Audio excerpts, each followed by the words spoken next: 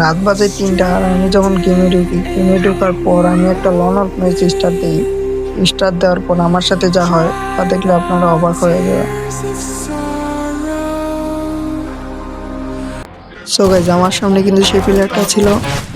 তো তখন তাকে আমি শট মারতেছিলাম, কিন্তু তার বডিতে কোনো শট লাগতেছিল না।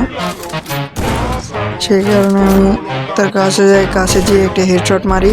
দেখি হেডশটে কোনো কাম হইতেছে না, পরে হঠাৎ করে গায়েব হয়ে যায়। সো আপনাদেরকে আরেকবার ক্লিপটুকু দেখিয়ে দিই। তো গাইজ, আমরা কিন্তু জুনের ভিতরে আছি। পরে দেখি এই জায়গায় দাঁড়িয়ে আছে, পরে একে হেডশট মারতে গেলাম, কিন্তু এর হেডশট একটাও লাগতেছিল না। আমি ভাবছি আমার নেটওয়ার্ক সমস্যা। পরে দেখি আমার নেট তো অনেক সুন্দর চলতেছে। পরে ভাবলাম এটা মনে হয় কোনো ধরনের একটা গ্লিচ। না গাইস, এটা হচ্ছে এক ধরনের ভুতুড়ে কাণ্ড।